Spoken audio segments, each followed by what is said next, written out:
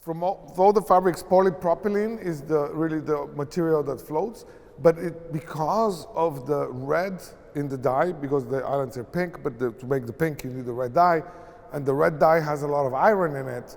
The iron is heavier, so they had to inject these bubbles in the soup before they made the filament for the fabric, and in order to add some air in it in order to float better. It was also very difficult with the strong sun to have the color fixed in the fabric just so it didn't fade with the 14 days of very strong Florida sun. And here you can see more of the later drawings where even on them there's a lot of technical data. You can have, like, here's this, it's all the measurements are there of how the fabric is extends to the bay 200 feet, and all the satellite map or the aerial map with all the 11 islands are on here as well. And this was Pelican Harbor. Here was the headquarters of where the project happened, because it was in the middle, because the span was about 7 miles long. So, and this was about 4.5 miles from the southernmost and the northernmost island.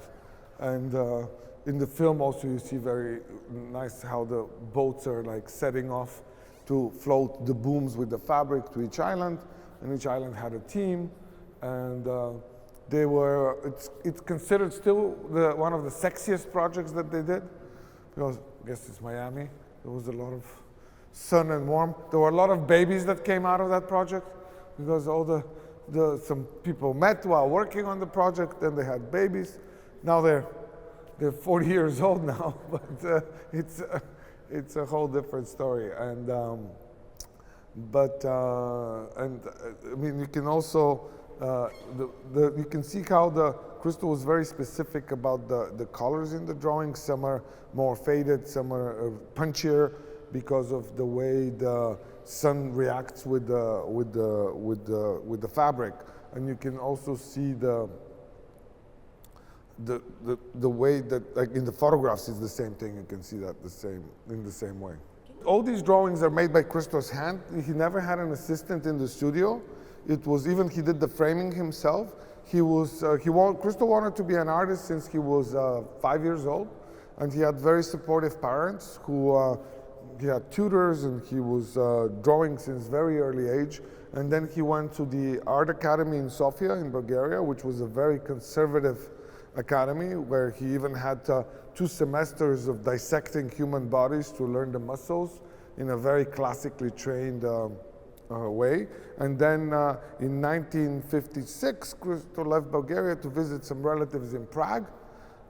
And then the Hungarian Revolution happened, and it was an easy way for him to escape. He was smuggled on a train from Prague to Vienna, and he arrived in Vienna. He signed up in the Art Academy there for a short period of time, and then went through Geneva and made his way to Paris in 1958, when he met Jeanne-Claude. So the process, and a lot of people ask how Christo decided to do these large-scale projects, and Christo always would answer, well, they're not big. They're only big, because people build much bigger things. Like humans have built so many bigger things, but he said they're only big in our minds because they're useless. It's something that is just, there's no message in it. It's just for beauty. Any interpretation is legitimate. If anybody, if they see a giant Pepto-Bismol spill, they see a giant Pepto-Bismol spill. But every person's interpretation is absolutely legitimate. Christo never liked art as propaganda, being it religious or political propaganda.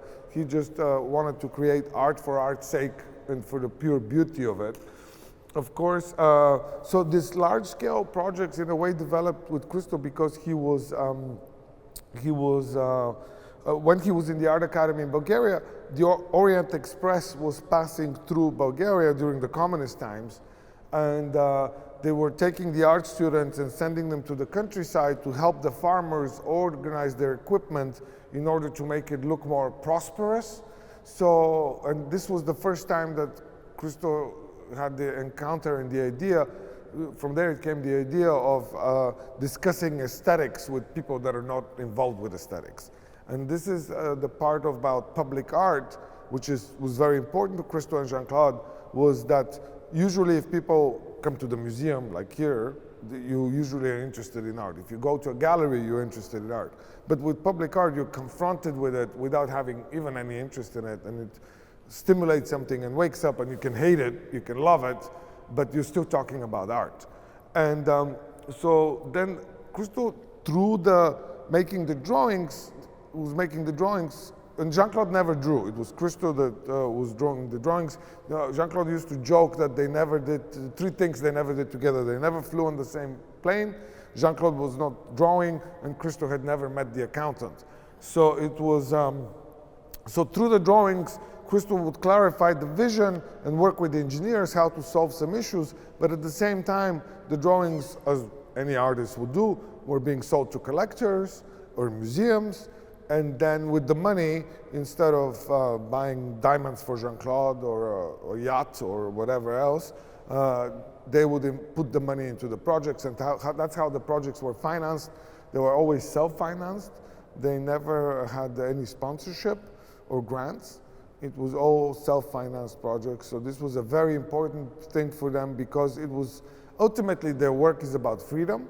And if you want to keep your freedom, you have to be independent from anybody else. So this was very important for them. There were two types of developing a project. One is if Christo wanted to write the Reichstag, they knew where the Reichstag is. They didn't have to go look for it. And if they wanted to rob the Arc de Triomphe or do the Pont Neuf or whatever else, these places existed and they were always knew where they were. On the other hand, especially with the rural projects, because we separate them also between urban and rural, and with the rural projects, they had to go look for a site. Christo had an idea for a valet curtain, for instance, so they had to look for a site. The running fence was the same, so was the umbrellas. And Miami was kind of a mix between both, because it's an urban project, it's not a rural project, but they really liked the islands in the bay and they wanted to do it like this. Also, Christo and Jeanne-Claude did a lot of projects that are connected to water. They have a very strong connection to water. And the running fence, for instance, ended in the Pacific Ocean. Even the umbrellas, there were some umbrellas in the river and in a lake in California and a river in Japan. There's the Oceanfront project, there's the Wrapped Coast project, the floating piers, the Pont Neuf, also very connected to water. So they had a lot of projects that had a very strong connections with water. And of course, the Miami project was the ultimate water project in a way. And so this was they loved this project. And also they loved it because it happened very quickly. Even though they had some legal hurdles that they had to go through, it was a very short project. Oh, everything is part of the work. Even the discussion between the people that hate it or love it, that's part of the work. And Christo got a kick out of it because he always says, what a satisfaction for an artist that they can discuss a painting before it's been painted. So it was something that, because there were a lot of people against or for before even the project happened, and this was a very important part of it, and also elevated the awareness about the project, because especially if there was stronger opposition, then the awareness about the project was even stronger, because it would just be in the public eye and there would be discussions before the project even existed. And there's a great quote of Mike Bloomberg, actually, which I love. He said, well, if you hate it, it's temporary. If you love it, it's still temporary. So, you would be surprised how many people are fighting against something that is actually just there for 2 weeks, because this project was there for 2 weeks.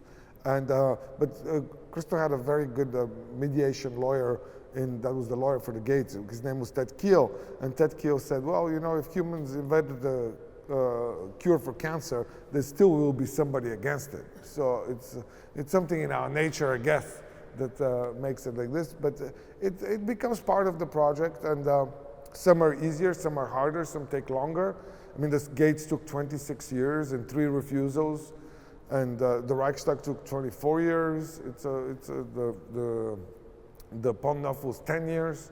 So sometimes they take longer. The Mastaba is 50 years and still going on. So it's something, but because they worked on so many projects simultaneously, there was not like one, it was never a dull moment in a way, you know. It's not like they're waiting 10 years to do that one project. There was like, as I said before, they were working on 5 major projects in the early 80s, late 70s, early 80s. There was like a period, a very, very busy period for them. Because of the temporary character of the projects, it was very important for Christo and Jeanne-Claude to have documentation. So they had Wolfgang Volz, the photographer that worked with them for over 50 years, would photograph every part of the process, as well as they had the Mesos brothers that would film it.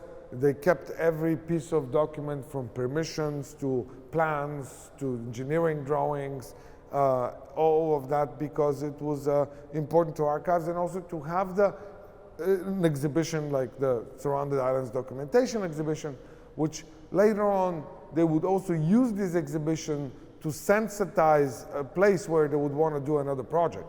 So usually, like for instance, when they were pushing for the permission of the Wrapped Reichstag, we had the Pont Neuf exhibition, was in Bonn in a museum right across the street from the parliament, so people get a sense of how the process works, what it looks like, and how it's done. So this was, it was always very important for them to keep a record and to have a good archive of the process of the project. The fabric was done in Germany because 6.5 million square feet of fabric was apparently too little of an order for an American company to develop the special process for this fabric. So since the Surrounded Islands, Christo and Jeanne-Claude always worked with the German company to make the fabric.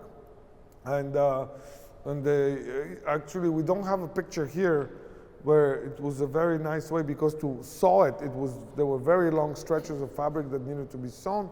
And instead of moving the fabric, they put the sewing machines on rail tracks. So the sewing machine would move and the fabric would stay. So they developed that process also with the engineers to make it happen. And that's loading it out from the sewing facility to the site. And this is Tom Golden, who was very instrumental in Christo and Jeanne-Claude's life. He was a big supporter of the Running Fence project, and later on he worked on every project after, and he was the project director for the umbrellas in California. That's typically cathedral thinking and building. Of course, it was done, a lot of it by fax. Jeanne-Claude loved the fax. They worked a lot by fax. And yeah, there were no cell phones, no emails, but there were still phone calls, and they worked with very dedicated people. This was always something that was very important to them.